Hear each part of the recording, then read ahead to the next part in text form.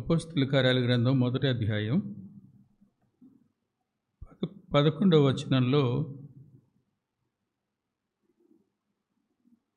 మీరెందుకు నిలిచి ఆకాశం వైపు చూస్తున్నారు? మీరెందుకు నిలిచి ఆకాశం వైపు చూస్తున్నారు? పరలోకం శిష్యులు అడుగుతున్న ప్రశ్న. ఎందుకు నిలిచి ఆకాశం వైపు చూస్తున్నారు? ఆయన చెప్పాడు కదా వస్తానని. తిరిగి ఇదే ఒలీవల కొండ మీదకి మళ్ళీ తిరిగి వస్తాడు ఆయన వస్తానన్నాడు కదా, మధ్యాకాశానికి ముందు వస్తాడు ఆయన. ఈలోగా మీరెలా ఉండాలి? మీరేం చేయాలి? మీరు ఆకాశం వైపు చూసి 33.5 సంవత్సరాలు మీతో ఉన్న ప్రభు ఆరోహణమై వెళ్ళిపోయాడని మీరేదో దిగులు పడ్డం కాదు చేయవలసింది. సదాకాలం మీతో ఉంటానన్నాడు, మళ్ళీ తిరిగి వస్తానన్నాడు. రెండంతల దేవుని సన్నిధి, ఒకటి మనల్ని బలపరిచే దేవుని సన్నిధి, రేపటి దినాన్న ఆయన రావడం అనేది మన అంతరంగాలకు ధైర్యాన్ని, నిరీక్షణను, విశ్వాసాన్ని పెంచేది మాత్రమే కాదు, లెక్క అప్పగించవలసింది కూడా. కాబట్టి ఎందుకు నిలిచి చూస్తున్నారు అన్నాడు. మరి మనం ఎలా ఉండాలి? క్లుప్తంగా 3-4 మాటలు చెప్తాను చూడండి.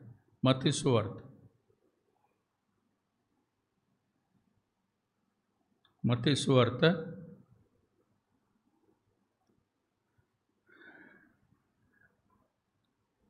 క్రింద ఉన్న పెద్దవాళ్ళు యవనస్తులు పైకి పంపండి. 24వ అధ్యాయం 42వ వచనం ప్రభు చెప్తున్నమాట. కావున ఏ దినమున మీ ప్రభు వచ్చునో మీకు తెలియదు కనుక మెలకువగా ఉండండి.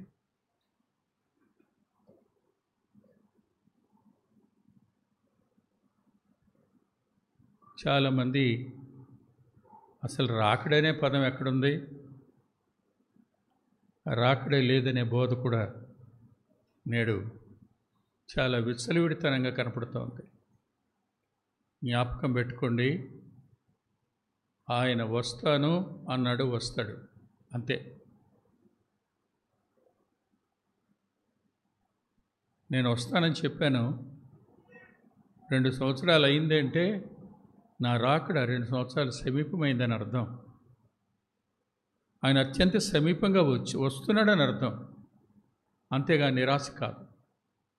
ఆలోచించండి, ఈ రాకడని గురించి చెప్తున్న ప్రతిసారి అపోస్తలుల కార్యాల గ్రంథంలో వారెక్కడ రాకడ గురించి బోధ చేయలేదు. కానీ రాకడ కోసం సిద్ధపరిచే సువార్తను వారు ప్రకటించారు. ఇది బాధ్యత. అపోస్తలుల కార్యాల గ్రంథం మనం దేవుని కోసం పని ఎలా చేయాలో చెప్పేది. ఆయన రాకడ కోసం ప్రజలు ఎలా సిద్ధపరచాలో చెప్పేది. అందుకనే రాకడను గురించి 1వ అధ్యాయంలో చెప్పబడిన మాట అలా ఉంచితే, అపోస్తలులందరూ చెప్పింది ఏమిటంటే రక్షణ గురించిన వార్త, మారు మనసు పొందమన్న వార్త, బూదిగంతాల వరకు వారు ప్రకటించారు. ఏమాత్రం నిర్లక్ష్యం చేయలే. ఇందులో 3 మాటలు నేను మీకు చూపిస్తాను. మొదటి మాట చూడండి.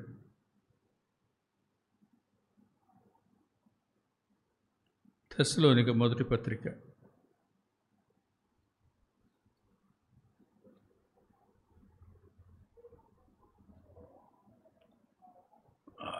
5వ అధ్యాయం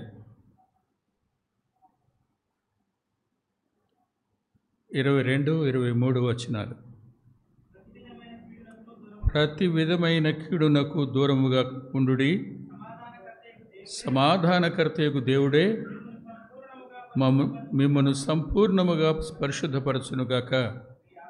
మీ ఆత్మయు జీవమును శరీరమును మన ప్రభువుని యేసుక్రీస్తు రాకడ యందు నిందారహితముగాను సంపూర్ణముగాను ఉండునట్లు.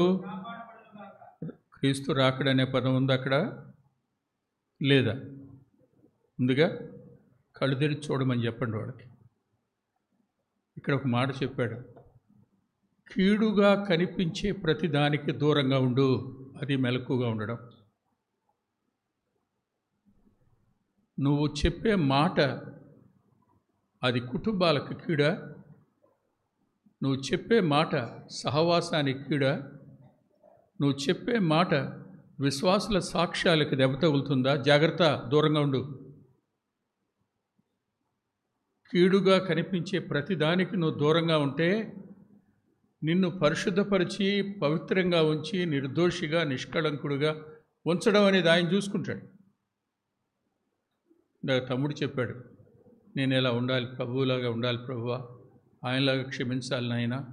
The desire to be Holi, పవిత్రంగా ఉండాలి అనే ఆశ, కీడుకి దూరంగా ఉండాలనే ప్రార్థన, అది ఉన్నవాడికి కాపుదల ఉంటుంది.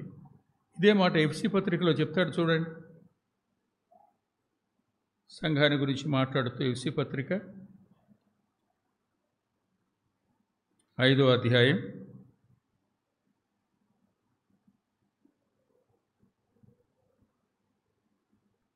25-27 వచనాల్లో, అటువలే క్రీస్తు కూడా సంఘమును ప్రేమించి అది కళంకమైనను ముడతైనను అటిది మరేదైనను లేక పరిశుద్ధమైనదిగాను నిర్దోషమైనదిగాను మహిమగల సంఘముగాను ఆయన తన ఎదుట దాన్ని నిలబెట్టుకొనవలనని వాక్యముతో ఉదక స్నానం చేసి దాన్ని పవిత్రపరిచి, still he is doing the same thing. మనం మెలకుగా ఉంటే ఆయన పవిత్రీకరించేటువంటి పని చేస్తూనే ఉంటాడు. Sanctification is progressive. పరిశుద్ధపరచబడడం అనేది నిరంతరం ఎదిగే ప్రక్రియ. అది మాట, క్రియ, మాట, తలంపు, వీటన్నింటిలో కూడా మనం పవిత్రపరచబడుతూ ఆయన యొక్క రూపంలోకి మార్చబడుతూ ఉంటాం. కాబట్టి జాగ్రత్త. కనిపించే కీడుగా ఉన్న ప్రతి దానికి సాధ్యమైనంత దూరంగా ఉండండి. నెంబర్ 1. నెంబర్ 2 దగ్గరికి రండి. యాకోబు పత్రిక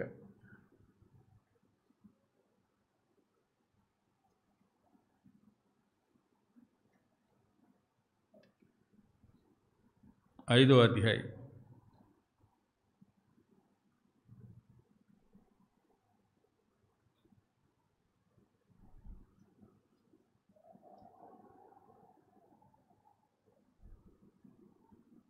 7వ వచనం. సహోదరులారా, ప్రభు రాకడ వరకు ఓపిక కలిగి ఉండుడి.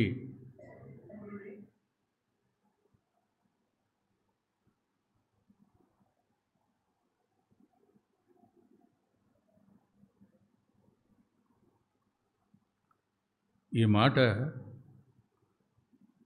ప్రభువుని నమ్ముకున్న ప్రతి వ్యక్తికి భూమి మీద అవమానం, నింద, హింస, శ్రమ ఇవన్నీ కలుగుతాయి. అవి లేకుండా ఏ ఉండవు. Without persecution we may not see a real church. నిజమైన హింస లేని సంఘం ఎప్పుడూ ఉండదు. ఒకే ఒక కాలం, కాన్స్టాంటినోపుల్ కాలం, అది ఆత్మీయత దరిద్రత కలిగిన కాలం ప్రపంచ ఆత్మీయ జీవిత చరిత్రలో. అంతకు మించి ఇంకెక్కడా కూడా సంఘానికి శ్రమలు లేని కాలం లేదు. ఇన్ ఎనీ నేషన్, అది ఏ దేశమైనా సరే శ్రమ గుండా వెళుతుంటుంది. కష్టాలు వస్తాయి, అవమానాలు వస్తాయి, నిందలు వస్తాయి. నీ రక్త సంబంధులే నిన్ను హీనపరుస్తారు. ఓపిక కలిగి ఉండు. ఓర్చుకోవడంలో మెలకుగా ఉండు. తిరగబడ్డం ఎంత? తిరగబడ్డానికి ఎంత టైం పడుద్ది? మన కీడు చేసే వాళ్ళకి నష్టం చేయడానికి ఎన్ని నిమిషాలు కావాలి? నీలాంటి వాడికి 3 నిమిషాలు కావాలి, అంతకు మించి అక్కర్లా.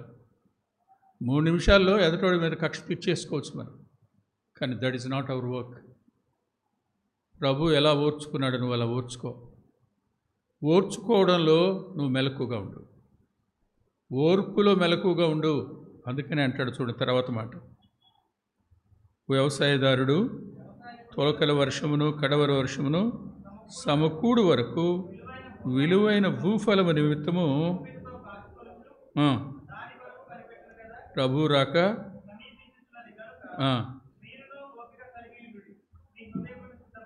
అంతే, హృదయములను స్థిరపరుచుకొనుడి. అంటే కలవరాన్ని అంతరంగంలోనికి రానీయకండి. ప్రభు వస్తాడు, వచ్చేస్తాడు. నేను ఈ పరిస్థితిలో ఉండగా నన్ను వస్తాడు, తలుపు తడతాడు. ప్రభుత్వం కాదు తలుపు తడితేది, నా ప్రభువే అని వస్తాడు. ఖచ్చితంగా వస్తాడు. నన్ను తీసుకెళ్ళడానికే వస్తాడు, నా కోసమే వస్తాడు, నా పిల్లల కోసమే వస్తాడు, నా ఆత్మీయ పిల్లల కోసమే వస్తాడు. దేవుని కోసం నమ్మకంగా జీవిస్తున్న వీళ్ళని విడిచిపెట్టడు ఆయన. వాళ్ళ కష్టాలను విడిచిపెట్టేసి సంతోషించే దేవుడు కాడు ఆయన. ఆయన చూస్తున్నాడు, తన రూపం ఏర్పడాలని. అంతవరకే ఓపిక కలిగి ఉండండి, కలవరపడకండి. అక్కడ 1:11 అది, ఇది 24:42, 2442 గుర్తుపెట్టుకోండి. ఎప్పుడు వస్తాడో తెలీదు కాబట్టి మెలకువగా ఉండండి. రెండో మాట చెప్పాను, మూడో మాట కూడా చెప్పి ముగిస్తాను. చూడండి, యోహాను రాసిన మొదటి పత్రిక. యాక్చువల్గా పేతురు గారిది కూడా చెప్పాలి, కానీ చెప్పకుండా ముందుకు వెళ్ళిపోతున్నాను. యోహాను రాసిన మొదటి పత్రిక,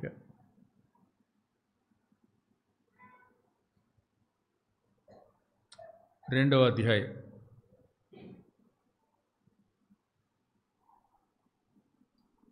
28వ వచనం. కాబట్టి చిన్నపిల్లలారా, ఆయన ప్రత్యక్షమగినప్పుడు ఆయన రాకడ యందు మనము ఆయన ఎదుట సిగ్గుపడక ధైర్యము కలిగి ఉండునట్లు. ఈ మాట, this is purely divine and doctrinal. ఈ అధ్యాయం ఎందుకు చెప్తున్నాడో తెలుసా? రక్షించబడి ఎదిగే కొద్దీ అపవాది దాడేమిటో తెలుసా? ప్రభు యొక్క దైవత్వాన్ని మన అంతరంగంలో తగ్గించడం. ప్రభు యొక్క దైవత్వాన్ని మన అంతరంగంలో తక్కువ చేసేట్టుగా మన మనసులను మార్చడం, మన అభిప్రాయాలను మార్చడం వాడు చేస్తాడు. అందుకే మాట చెప్తున్నాడు. ఆ మాట చూడండి, మీకే అర్థమవుతుంది. 22వ వచనం, యేసు క్రీస్తు కాడని చెప్పువాడు తప్ప ఎవడబద్ధికుడు తండ్రిని కుమారుని ఒప్పుకొనని వీడే. అంటే ఎవరు కుమారుని అంగీకరిస్తారో వారు తండ్రిని అంగీకరించిన వారు.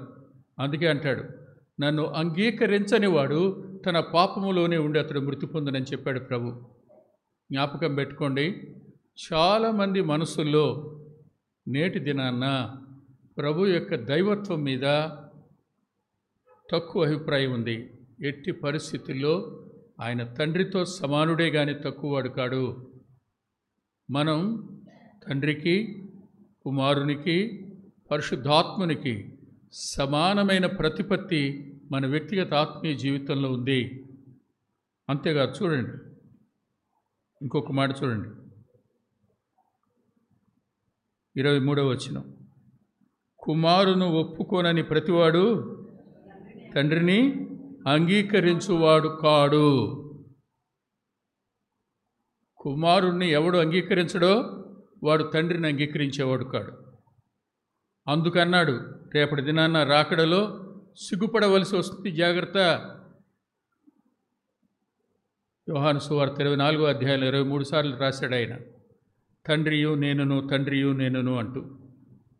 ప్రభు యొక్క దైవత్వం మీద మన అంతరంగాల్లో దాడి జరుగుతుంది, మన పవిత్రత మీద దాడి జరుగుతుంది, మన పని మీద దాడి జరుగుతుంది, మనకున్నటువంటి దేవుని ఎడలో ఉన్న ప్రత్యక్షత మీద దాడి జరుగుతుంది. ఈ మూడంతల దాడి దగ్గర మెలకుగా ఉండండి. ఆయన మన కోసం ప్రాణం పెట్టాడు, మన కోసం ఆఖరి రక్తబొట్టు వరకు దారపోశాడు. ఆయన మన నిమిత్తం చనిపోయాడు, ఆయన మన నిమిత్తం 3వ దినాన్ని తిరిగి లేచాడు, మన నిమిత్తం ఆరోహణమై వెళ్ళాడు, మన నిమిత్తం స్థలం సిద్ధపరుస్తున్నాడు, మళ్ళీ తీసుకుని వెళ్ళడానికి మళ్ళీ వస్తాడు. ఆయన వస్తున్నాడు. మనం ఆయన కొరకు నమ్మకంగా జీవించాలి. అలా జీవించడానికి ప్రభు తన కృపను మనకు అనుగ్రహించునుగాక.